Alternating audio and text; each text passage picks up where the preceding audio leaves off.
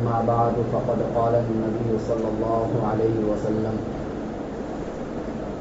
المهدي من عطرتي من ولد فاطمة رضي الله تعالى عنها أو كما قال عليه الصلاة والسلام۔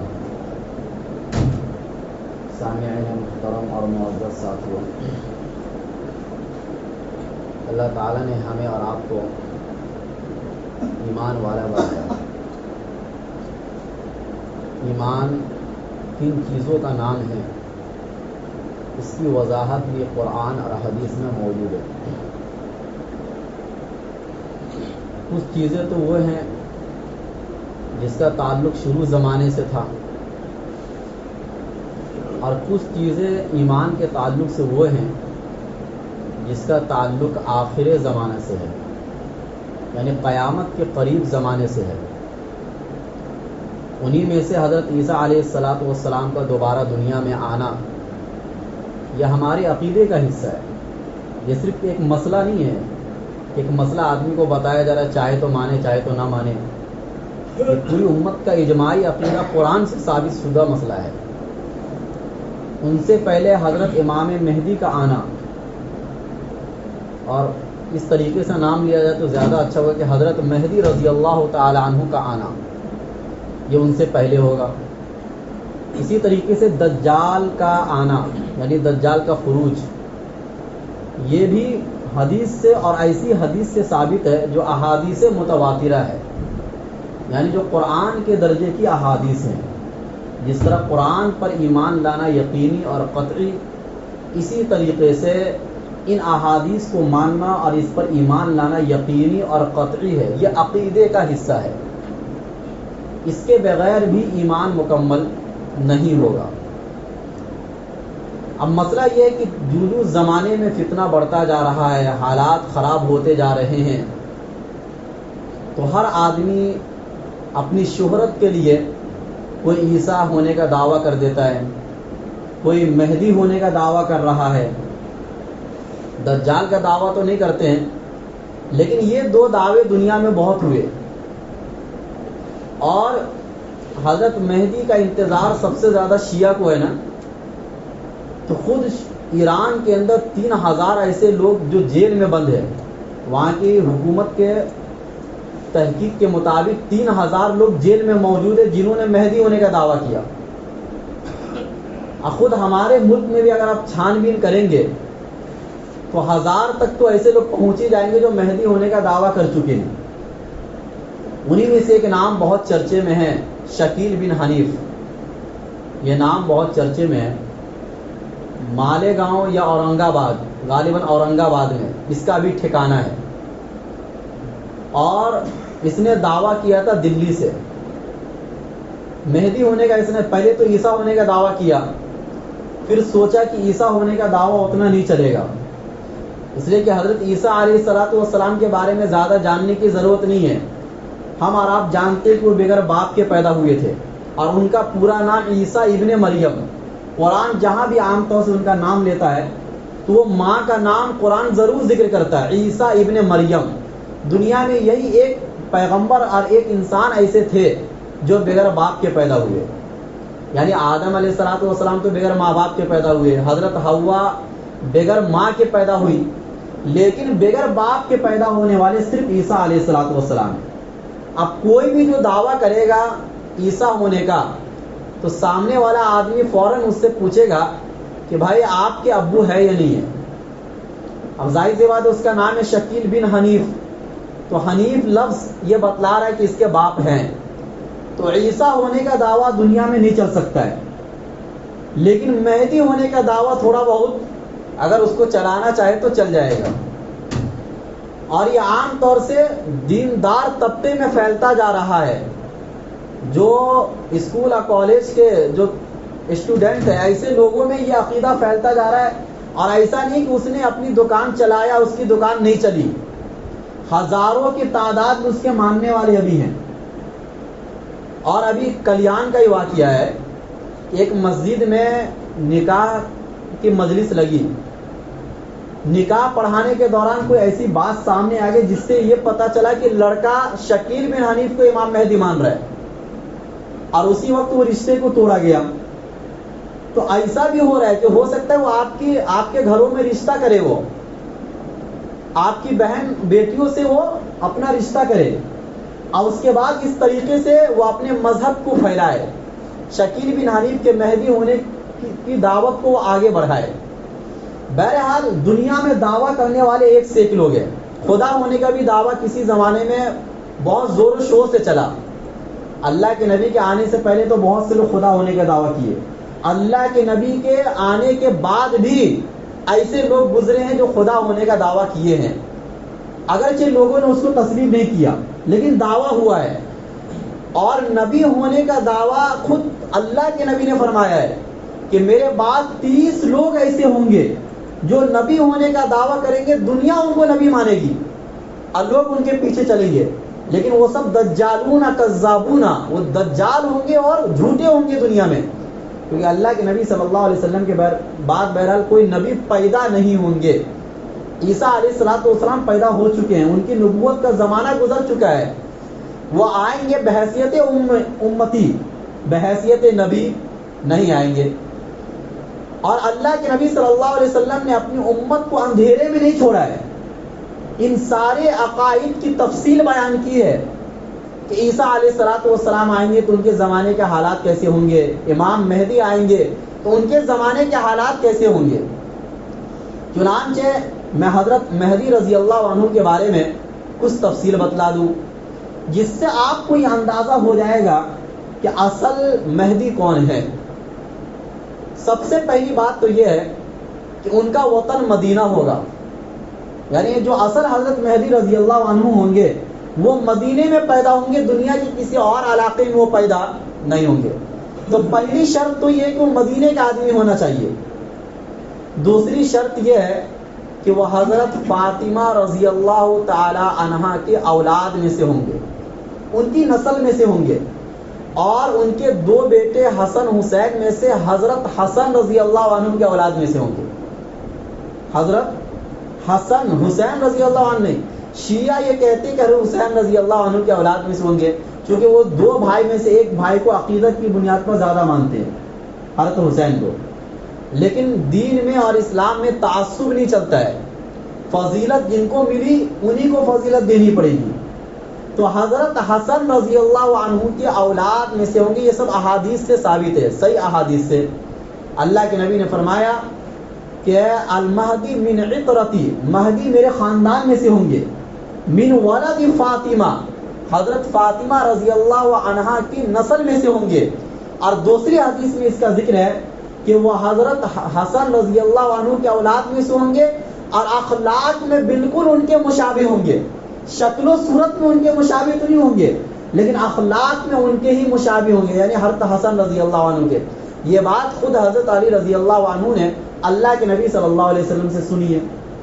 تو پتہ چلا کہ مدینے میں پیدا ہوں گے اور وہ قریشی خاندان میں سے ہوں گے، نبی صلی اللہ علیہ وسلم کے خاندان میں سے ہوں گے، حضرت حسن رضی اللہ عنہ کے نسل میں سے ہوں گے، اور 40 سال تک وہ زندگی مدینے میں گزاریں گے. 40 سال تک زندگی وہ مدینے میں ہی گزاریں گے. جب ان کا 40واں سال چل رہا ہوگا تو مکہ اور مدینہ خود جزیرۃ العرب کے حالات اس وقت میں کچھ اچھے نہیں ہوں گے. بادشاہت کی بنیاد پر لڑائی ہوگی کہ میں بادشاہ بنوں تو میں بادشاہ بنوں، میں خلیفہ بنوں تو میں خلیفہ بنوں. نتیجہ یہاں تک آئے گا کہ خود مکہ اور مدینہ اس وقت بغیر کسی امیر کے ہوگا، وہ کوئی چلانے والا نہیں ہوگا، بس اپنے آپ چل رہا ہوگا اللہ کے حکم سے. حالات بہت ہی کٹھن ہوں گے. حضرت علی رضی اللہ عنہ نے فرمایا کہ زمانہ ایسا آ جائے گا کہ صرف لفظ اللہ بولنے پر اسے مار دیا جائے گا، صرف لفظ اللہ بولنے پر اسے مار دیا جائے گا. ایسی بے دینی ہوگی، جہالت کا زمانہ ہوگا.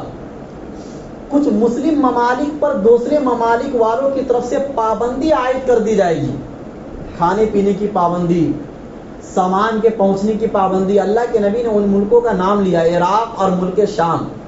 ان 2 ملکوں پر خاص طور سے پابندی عائد کر دی جائے گی. یہ صحیح احادیث کے اندر ثابت ہے. جب زمانہ ایسا آئے گا لوگ ایک دم پرفتن دور میں ہوں گے، بے چین ہوں گے، کہ مکہ اور مدینہ کا تو کوئی گورنر ہونا چاہیے، یہاں کا تو کوئی خلیفہ ہونا چاہیے. حج کا زمانہ بہت قریب آ چکا ہوگا، ذی القعدہ کا مہینہ آ جائے گا. حضرت امام مہدی اس ڈر سے کہ لوگ ان کو خلیفہ نہ بنا دے، وہ مدینہ سے مکہ آ جائیں گے حج کے لیے. حج کا مہینہ چل رہا ہوگا تو مدینہ سے مکہ آ جائیں گے کہ تاکہ ان کو کوئی خلیفہ نہ بنا دے. لیکن ایک بات یاد رکھیے کہ خلیفہ بننے سے پہلے خود حضرت مہدی رضی اللہ عنہ کو اس بات کا علم نہیں ہوگا کہ آگے چل کے ان کو کیا مقام و مرتبہ ملنے والا ہے. صحیح ابن ماجہ کی حدیث ہے، اللہ کے نبی نے فرمایا یصلحہ اللہ فی لیلۃ، ایک رات کے اندر اللہ ان میں یہ صلاحیت پیدا فرما دیں گے. جب ان کو خلیفہ بننا ہوگا تو ایک رات کے اندر وہ باطنی صلاحیت اور باطنی کیفیت ان کے اندر پیدا ہو جائے گی جو ایک خلیفے کے اندر ہونا چاہیے. یا ایسا نہیں کہ پہلے سے ہی ان کو معلوم ہوگا. یعنی اللہ کے نبی نے یہ بھی فرمایا کہ ان کا نام ہوگا محمد، یعنی میرے نام پر ان کا نام ہوگا. یواطئ اسمہ اسمی، ان کا نام میرے نام کے موافق ہوگا، یعنی نام محمد ہوگا. واسم ابیہ اسم ابی، ان کے ابو کا نام میرے ابو کے نام پر ہوگا، یعنی ان کے ابو کا نام عبداللہ ہوگا. اب اتنی وضاحت سے زیادہ کیا وضاحت ہو سکتی ہے؟ عبداللہ نام کے کوئی آدمی مدینے میں پہلے پیدا ہوں گے اور ان کا بیٹا پیدا ہوگا، وہ اپنے بیٹے کا نام محمد رکھیں گے، وہ اپنے بیٹے کا نام محمد رکھیں گے. اس سے زیادہ وضاحت نہیں ہو سکتی ہے. اس کے بعد جب وہ مکہ آ جائیں گے، یہ اس ڈر سے کہ لوگ ان کو خلیفہ نہ بنا دے، یعنی ان کو یہ نہیں معلوم ہوگا کہ میں آگے چل کے خلیفہ بننے والا ہوں گا. چونکہ وہ اس وقت کے بڑے بڑے لوگوں میں ان کا بھی شمار ہوگا تو ان کو یہ ڈر ہوگا کہ کہیں لوگ مجھے منتخب نہ کر لے کہ اس وقت کے خلیفہ تم ہی ہو. حالانکہ وہ بہت پرفتن دور ہوگا، وہ بچنا چاہیے کہ ایسے پرفتن دور میں میں کیسے امت کو سنبھالوں گا. اس ڈر سے وہ مدینہ سے مکہ آ جائیں گے. جب مکہ آئیں گے، حج کا زمانہ ہوگا، مینا میں حالات بگڑ جائیں گے، حاجیوں کا سامان لوٹا جائے گا، حاجیوں میں آپس میں خون خرابہ ہو جائے گا، ایسے حالات ہوں گے. چنانچہ وہ مینا سے پھر دوبارہ مکہ چلے جائیں گے. مطلب مینا مکہ قریب نہیں ہے، وہ مکہ چلے جائیں گے طواف کرنے کے لیے، خانہ کعبہ کا طواف کر رہے ہوں گے. وہ اس حالت میں خانہ کعبہ کا طواف 313 لوگ اور بھی کر رہے ہوں گے. کتنے لوگ؟ 313. حالانکہ خانہ کعبہ کا طواف صرف 313 لوگ آج کے زمانے میں نہیں کرتے ہیں. لاکھوں کی تعداد ہوتی جو ایک وقت میں طواف کرتی ہے خانہ کعبہ کا. لیکن اس وقت کے حالات اتفاقی طور پر ایسے بنا دیے جائیں گے اللہ کی طرف سے. وہ 313 ایسے لوگ ہوں گے کہ حدیث میں آتا ہے نہ ان کو کسی کی دشمنی کا خوف ہوگا اور نہ وہ کسی کی نعمت کو دیکھ کر خوش ہوں گے. وہ ان کے دل اللہ سے جڑے ہوئے ہوں گے. وہ 313 منتخب لوگ ہوں گے جو پہلی مرتبہ حضرت مہدی رضی اللہ عنہ کے ہاتھ پر بیعت کریں گے. یہ 313 لوگ خانہ کعبہ کا طواف کر رہے ہوں گے اور اسی میں حضرت مہدی رضی اللہ عنہ بھی طواف کر رہے ہوں گے. طواف کا چکر لگاتے لگاتے جب حجر اسود سے آگے گزریں گے یہ لوگ تو اچانک ان کی نظر حضرت مہدی رضی اللہ عنہ پر پڑے گی. ان کا ہاتھ پکڑ دیں گے.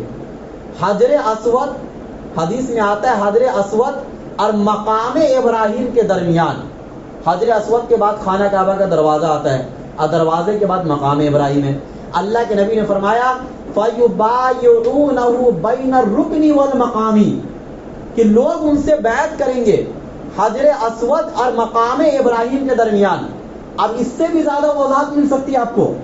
آج کے زمانے میں جو شکیل بن حنیف نے دعویٰ کیا تو اس نے 2003 میں دعویٰ کیا امام مہدی ہونے کا. یہ دعویٰ ہندوستان میں ہو رہا ہے، دلی کے شہر میں.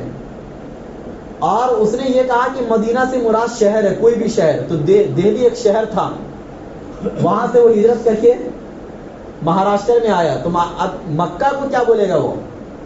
لہذا اس نے اس کو ہی مکہ بنا دیا. اس سے سوال ہوا کہ ان کے زمانے میں دجال کا ظہور ہوگا، تو اس نے یہ کہا کہ دجال سے مراد امریکہ فرانس ہے. اور جو اس کی ایک آنکھ ہوگی، مطلب ایک آنکھ کہانی ہوگی، اس سے مراد سیٹلائٹ جو ہوتا ہے نا دنیا کے اندر، وہ مراد ہے اس سے. تو عجیب عجیب اس نے حدیث کی تعبیر کی، لوگوں نے مان بھی لیا. بہرحال مقام ابراہیم اور حجر اسود کے درمیان وہ 313 لوگ ان کو پہچان لیں گے کہ یہ امام مہدی ہیں. حالانکہ وہ اس چیز کو بھی ناپسند کر رہے ہوں گے، وہ اپنا ہاتھ کھینچ رہے ہوں گے کہ مجھے مت بناؤ، لیکن اللہ ایک رات کے اندر ان میں یہ صلاحیت پھر پیدا فرما دیں گے. وہ باطنی کیفیت جو ہونی چاہیے ان کے اندر، وہ صلاحیت ایک رات کے اندر اللہ پیدا فرمائیں گے.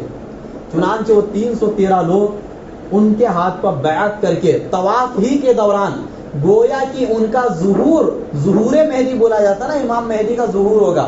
پیدا ہونے کے بعد 40 سال کی عمر میں امام مہدی کا ظہور ہوگا، اور یہ ظہور مکہ میں ہوگا اور خانہ کعبہ کا طواف کرتے ہوئے ہوگا. اس لیے کہ مکہ مرکز ہدایت ہے. ہدایت جب بھی پھیلے گی تو مکہ سے پھیلے گی، کعبہ سے پھیلے گی. دنیا میں امن جب پھیلے گا، وَمَن دَخَلَهُ كَانَ آمِنًا، تو کعبہ سے پھیلے گا. اگرچہ اس کی جگہ آخری وقت میں ملک شام و فلسطین ہوگا، لیکن ابتدا خانہ کعبہ سے ہوگا. تو بہرحال حضرت مہدی رضی اللہ عنہ کا ظہور ہو چکا، سمجھو اس وقت میں ہو جائے گا. جب یہ خبر ملک شام اور عراق میں پہنچے گی، چونکہ انہی دو شہروں پر پابندی لگی ہوگی کھانے پینے کے سلسلے میں، تو عراق کی ایک چھوٹی سی جماعت اور ملک شام کے کچھ اللہ والے لوگ جو علماء بھی ہوں گے اور اللہ والے بھی ہوں گے، ایسے لوگ امام مہدی کے ہاتھ پر بیعت کرنے کے لیے آئیں گے، اور وہ لوگ بھی خانہ کعبہ کا طواف کرتے ہوئے حجر اسود اور مقام ابراہیم کے درمیان کریں گے. ابھی حضرت امام مہدی رضی اللہ عنہ خانہ کعبہ میں ہی ہے، وہ خانہ کعبہ میں ہی ہوں گے کہ ملک شام میں اس وقت غیروں کی حکومت آ چکی ہوگی، اور وہ ایک جماعت بھیجیں گے ان سے لڑنے کے لیے مکہ میں. اور آپ کو یہ معلوم ہے کہ خانہ کعبہ میں اللہ جنگ کو کبھی بھی پسند نہیں کرتے. وہاں پر لڑنے کے لیے جو بھی آئے گا اللہ اس کو تہس نہس کریں گے. یہ خانہ کعبہ کی حفاظت کی ذمہ داری اللہ نے امت پر نہیں چھوڑی ہے.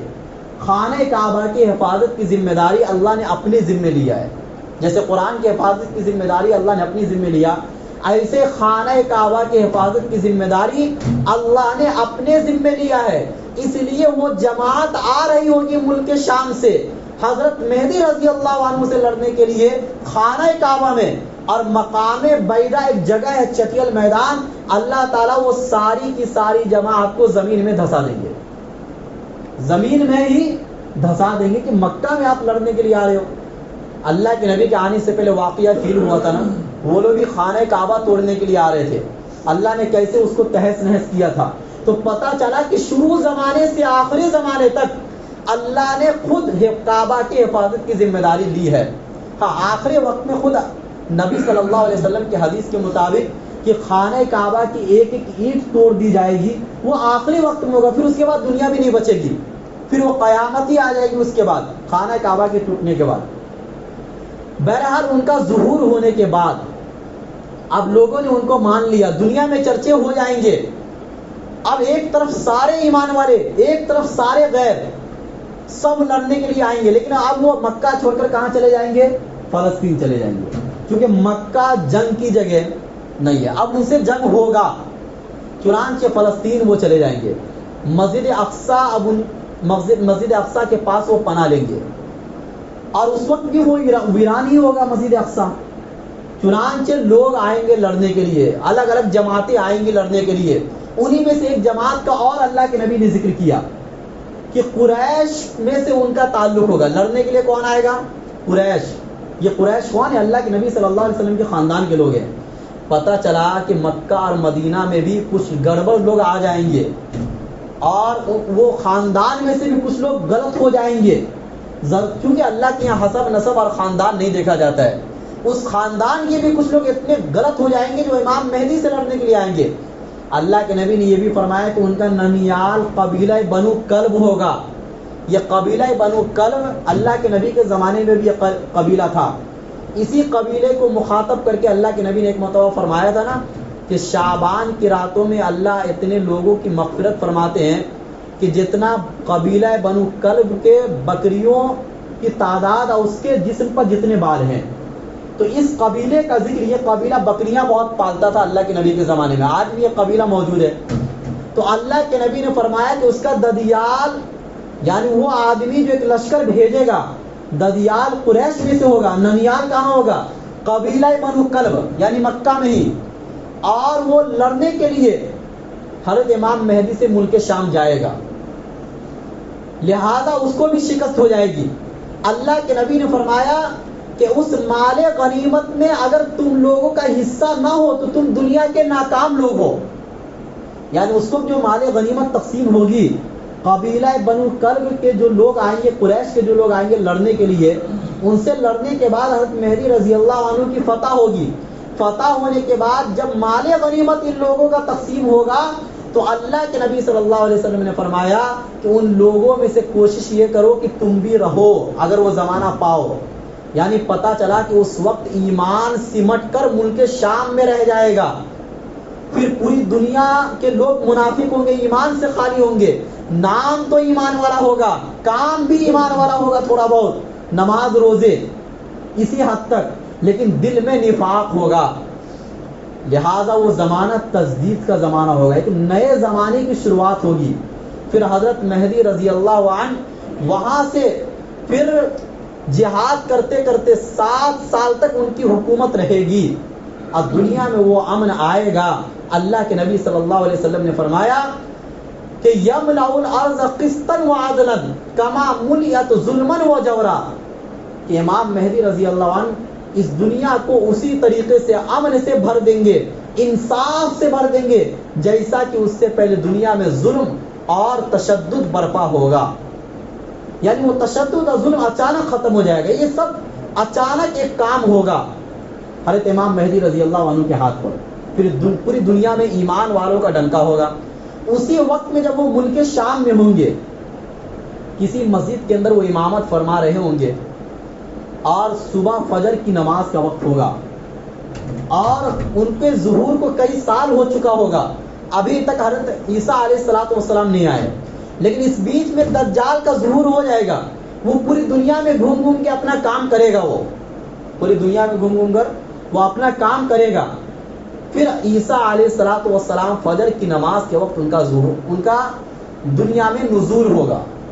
تو نزول الگ چیز ہے. نزول کا مطلب ہوتا ہے کہ وہ انسان پیدا ہو چکے ہیں، پھر اس کے بعد ان کا نزول ہوگا. اب مسئلہ یہ سمجھنا ہے کہ دیکھو یہ ساری علامات اور نشانی ایسی ہے جو واضح ہے.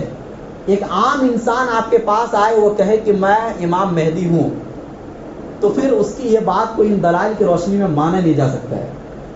اب یہ شکیل بن حنیف اور اس کو ماننے والے بڑھتے کیوں جا رہے ہیں؟ مسئلہ اس طریقے سے ہو رہا ہے کہ ان کے ماننے والے ہر مسجد میں نماز پڑھتے ہیں. وہ آپ کے پاس ایک آدمی کو پکڑیں گے اکیلے میں، 4 آدمی کے بیچ میں وہ لوگ بیٹھ کے بات نہیں کرتے ہیں. ایک ایسا آدمی جو صف اول میں نماز پڑھتا ہے، شریعت کا ایک پابند ہو، اس کو پکڑے گا. وہ چائے ناشتہ جو بھی ہے دوستی کرے گا. وہ چند دنوں تک یہی کیفیت چلے گی. آہستہ آہستہ اس سے ایمان کے بارے میں بات کرے گا، یہ دیکھنے کے لیے کہ اس کو دین کا نالج کتنا ہے. بہت سے لوگ جو نماز روزہ کرتے ہیں لیکن دین کا نالج نہیں ہوتا ہے. جب وہ دیکھے گا کہ اندر سے خالی ہے تو پھر اس سے وہ بات کرے گا کہ بھائی ایک بات بتاؤ، امام مہدی کا جب زمانہ آئے گا تو اس وقت کے حالات دنیا میں کیسے ہوں گے؟ ایسے ایسے حالات ہوں گے.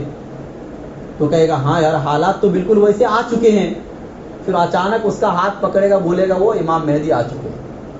بھائی کہاں ہے وہ امام مہدی؟ تو چلو پھر ان کے پاس ہم تم کو لے کے چلتے ہیں. اب ذہن تو پہلے ہی بنایا جا چکا نا. اب ذہن بنانے کے بعد اچانک پھر اس کو بولے گا کہ وہ آ چکے ہیں. اب ہونا یہ چاہیے کہ جیسے وہ بولے گا وہ آ چکے ہیں تو آپ اس کو پکڑ کے لے کے آؤ اپنے محلے کے امام صاحب کے پاس، کسی عالم کے پاس، تاکہ مسئلے کی وضاحت ہو. چونکہ اب دین سے اتنے غافل لوگ ہیں ہم لوگ کہ ہمیں یہ بھی نہیں معلوم کہ ان کا ظہور کہاں ہوگا، ان کا نام کیا ہوگا، ان کی کیفیت کیا ہوگی. یہ ساری چیز اللہ کے نبی نے بتلا دیا ہے، لیکن اس کے باوجود آپ اس کو جا کے مان لو گے. آپ کو ایسا لگ رہا ہوگا ایسا کون سا انسان پاگل ہوگا جو اس کو مان لے گا؟ پاگل نہیں، اچھے خاصے لوگ دنیا کمانے والے لوگ، ڈاکٹر اور انجینئر جیسے لوگ ان کو مان چکے ہیں، اور ان کی تعداد آہستہ آہستہ بڑھتی جا رہی ہے۔ یہ زمانہ چونکہ فتنے کا زمانہ ہے، ہر آدمی اپنے اپنے حساب سے کوشش کرتا ہے کہ دنیا میں میرے نام کی شہرت ہو۔ اب اس نے یہ سوچا کہ میں ایسا ویسا دعویٰ کروں گا تو میرے نام کی شہرت نہیں ہوگی، چنانچہ مہدی ہونے کا یہ دعویٰ کر دیتا ہوں، پوری دنیا مان لے گی۔ تو ایک بات یاد رکھیے کہ یہ مہدی ہونا یا عیسیٰ ہونا یہ کوئی ایسا منصب نہیں ہے جو خالی ہے پہلے سے اس کو بھرنے کے لیے آپ آ رہے ہیں۔ یہ کوئی وزیر اعظم یا صدر کا منصب نہیں ہے کہ اس کے لیے ووٹنگ ہو، لوگوں کو کہا جائے بھائی آپ مانو۔ آپ کو میں نے بتلا دیا کہ حضرت مہدی رضی اللہ عنہ لوگوں میں چرچا نہیں کریں گے کہ بھائی مجھے مانو، لوگ ان کو مانیں گے۔ وہ اپنی اس بات کا اعلان کرتے ہوئے نہیں پھریں گے، اور جب ان کا ظہور ہو جائے گا تو کسی کونے میں جا کر نہیں بیٹھیں گے، وہ دنیا ان سے لڑنے کے لیے آئے گی۔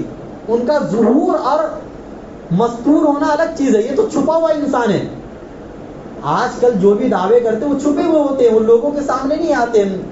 تو اسی لیے اللہ کے نبی صلی اللہ علیہ وسلم نے ہمیں اندھیرے میں نہیں چھوڑا ہے، ہر مسئلے میں ہماری رہنمائی مکمل کی ہے اللہ کے نبی نے۔ اب کام آپ کا ہے، آپ چاہے تو کسی کو عیسیٰ مان لو، کسی کو مہدی مان لو، اور کسی کو پیغمبر ہی مان لو، یہ آپ کی بے دینی کا اثر ہے۔ آپ نے علماء سے اپنا تعلق کاٹ دیا، آپ تو دنیا کی ہر چیز کو سیکھے، لیکن دین کے تعلق سے جو ضروری چیزیں ہیں آپ نے اتنا بھی سیکھنے کی کوشش نہیں کی، تو پھر ایسے لوگ ان کے جال میں پھنس جاتے ہیں، اور ایسے لوگوں کی تعداد دن بدن بڑھتی ہی جا رہی ہے۔